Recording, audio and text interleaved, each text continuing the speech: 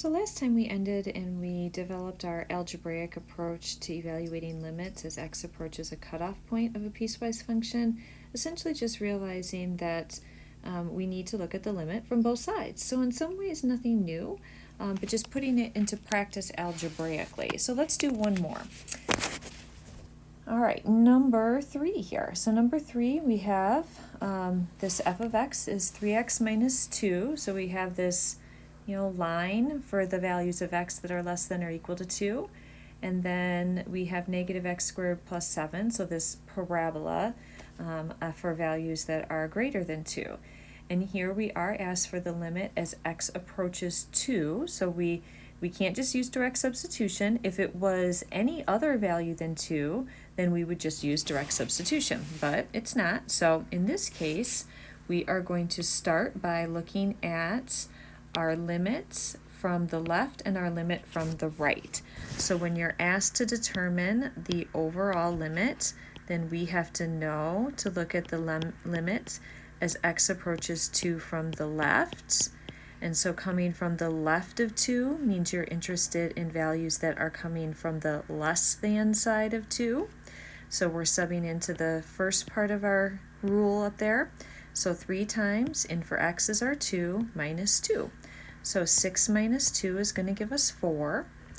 And then we have to look at the limit as x is approaching 2 from the right. So the limit as x approaches 2 from the right on f of x, well, that is right of 2 is values greater than 2. So we're subbing into the negative 2 squared plus 7 rule. And so here I'm going to get 7 minus 4, which is going to be 3.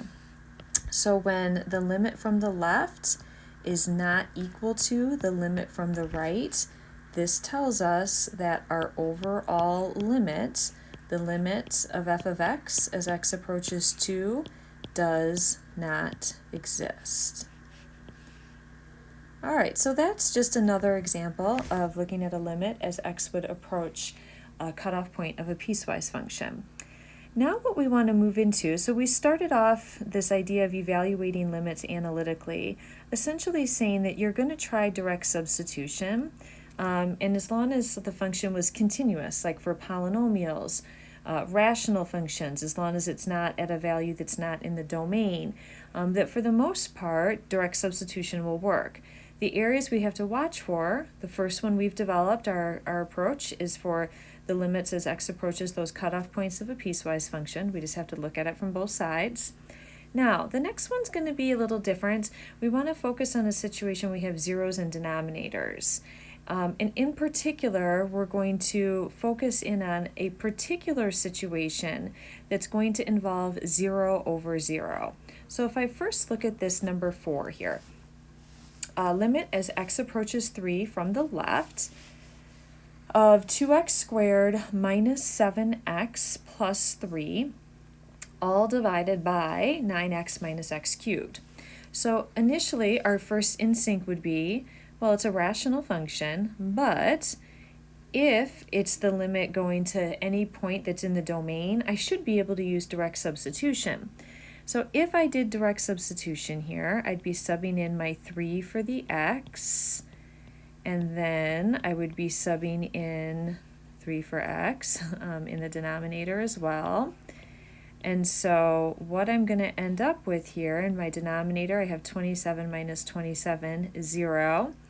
And then in the numerator, I'm going to have, 18 in the first term, plus 3 is 21, and then minus 21, again, 0.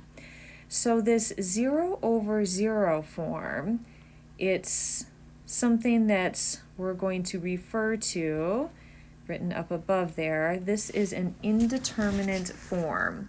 So this is what we call an indeterminate form.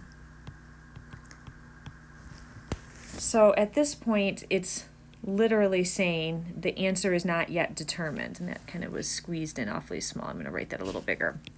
So the answer is not yet determined. So 0 over 0, and there's others, but this is definitely going to be the first one that we work with a lot. So 0 over 0 is an indeterminate form. Okay, so what do? So up above you see my little box here. If you get a 0 over 0, this is an indeterminate form. So what we're going to do is we're going to try some sort of what I'm calling an algebra trick. Okay, so what does that entail?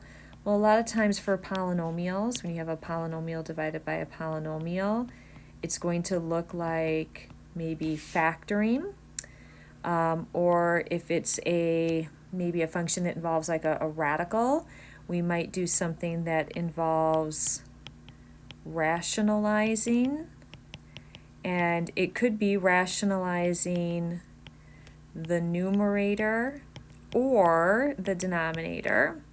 I think we get into a habit in previous courses of primarily focusing on rationalizing the denominator, but it could also be the numerator. So we do things like factoring or rationalizing, and then after we do that, the whole goal is going to be to do some reducing. When we get to some trig functions, that'll be in a later section, we'll sometimes try like a trig identity to maybe manipulate it and to get it into a different form. So we try some sort of a manipulation like this, try to get it into a different form essentially, and then try to reevaluate the limit. So let's take a look at this example we have right here. We have an indeterminate form. So we definitely have a situation that hopefully you're able to recall how to factor.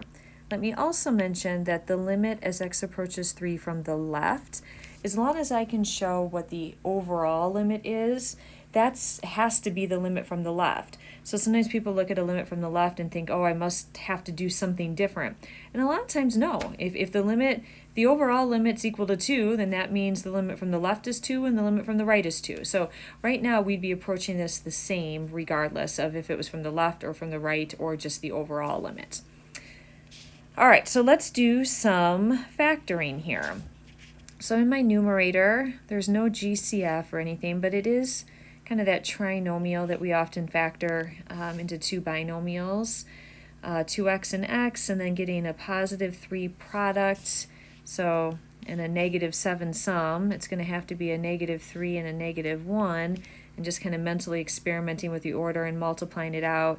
2x squared minus 6x minus 1x. Yep, that's my minus 7x and then plus 3. So there's my numerator factored. Some of you may have learned like a factor by grouping technique, like the AC method, and it just requires a couple more steps to write it out, but you definitely need to be able to factor in this course, so brush up on your factoring. All right, and then in the denominator, initially I hope you see that x in both terms and just immediately think I need to factor out a GCF. And then when you do that, I hope you see 9 minus x squared, and I hope that that makes you think of the difference of two squares. So that's going to factor to a 3 plus x and a 3 minus x. So we're almost to a point where it looks like we have the x minus 3 in the numerator and the 3 minus x in the denominator. But those two are not the same. So what that's going to mean is we're going to have to factor out a negative with one of those factors. I guess I'll do it in the denominator. But in order to change the order of subtraction, we can do that by factoring out a negative. So if I factor out a negative, let's say, from this binomial, that changes the 3 minus x into an x minus 3. Distribute it back through, yeah, that's true. Negative x into plus 3, that's what we started with. So I now have negative, and then the quantity of the 3 plus x, or if you prefer, addition's commutative, x plus 3, and then the x minus 3.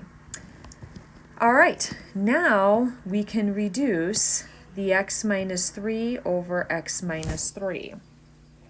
Once you do that reducing, this is going to be your clue, kind of your prompt to try to reevaluate. So what was just happening there is essentially, look at what you just reduced away. it's 3 minus 3 over 3 minus 3. There's your 0 over 0. And you're kind of reducing away that problem, for lack of a better phrase. Now, we are slightly changing the function when we do this. We need to be aware of this. So it's important that we keep our limit notation for two reasons. Number one, we haven't taken the limit yet. We haven't evaluated the limit. And number two, it's true that these limits are equal. The actual functions, once I reduce away that x minus 3 over x minus 3, I actually have changed the function. And so the actual functions aren't equal. Their limits are equal, but their functions are not. So now, change my color here back to blue. I now have, this is equal to, again, these limits are equal. So what I now have is my 2x minus 1 over negative quantity x plus 3, or I could factor that negative out in front. And now I'm going to reevaluate and actually sub 3 in for x. So when I do this, I'm going to have, 6 minus 1 in my numerator over negative, I just realized I lost my x back here on the first step. I just glanced back. I'm glad I caught that. Let's squeeze that x in. Squeeze that x in.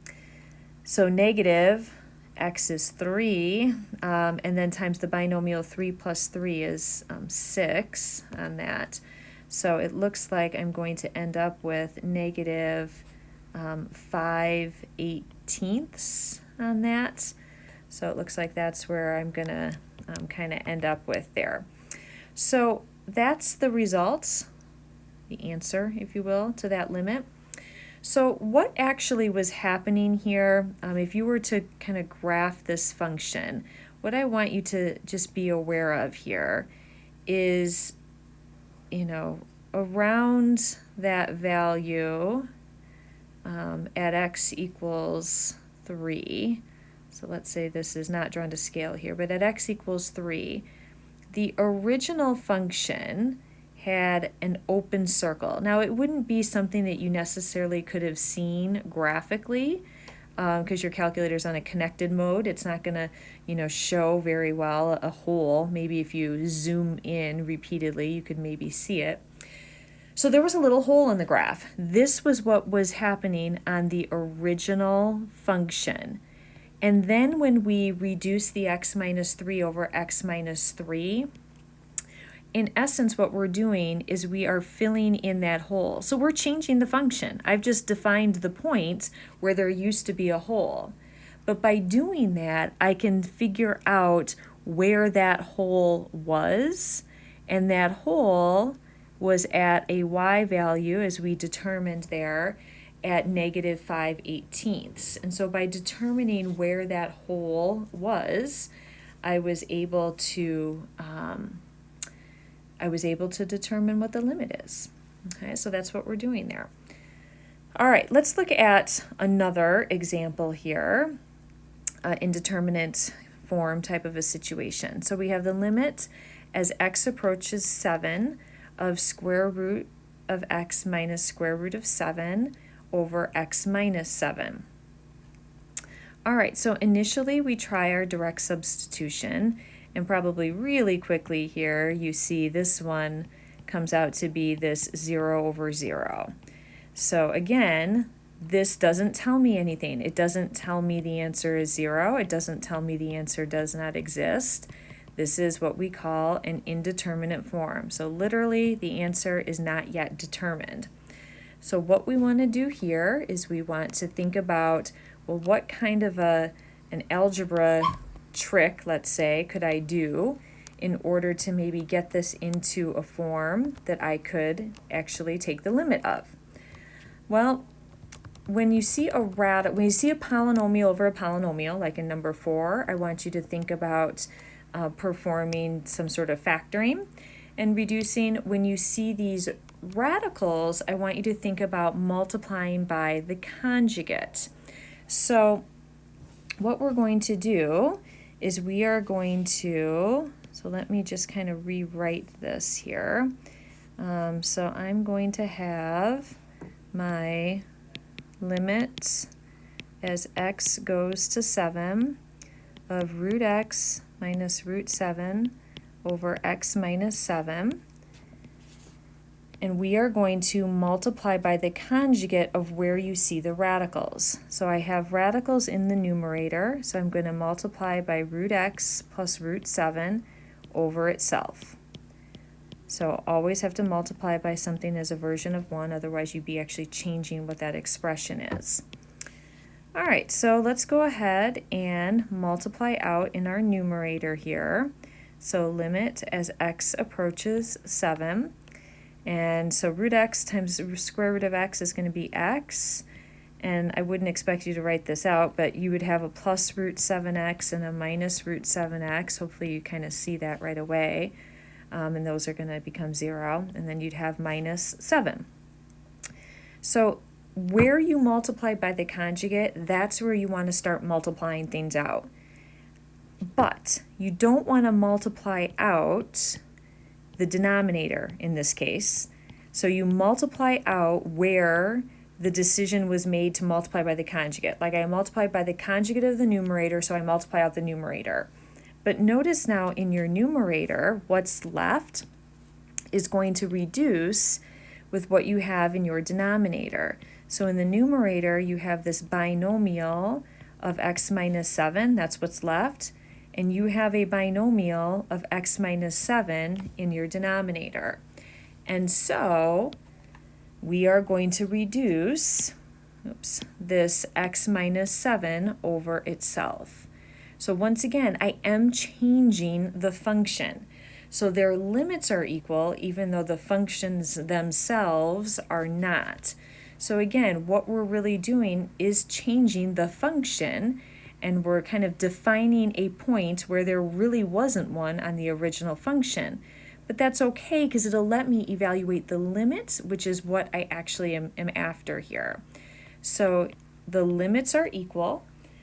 And my last step then is to actually evaluate this limit. Subbing in 7, I would have square root of 7 plus square root of 7. And so of course that's going to be 1 over 2 square root of 7, which I'm fine if you left it that way. If you wanted to multiply by root 7 over root 7, you certainly could. And then you would have the square root of 7 over, and then 7 times 2 would have been 14 in the denominator. So again, what was this? This was from if you wanted to multiply by root 7 over root 7. Okay, but this is our exact answer there. So that is the value of this limit. Okay, so once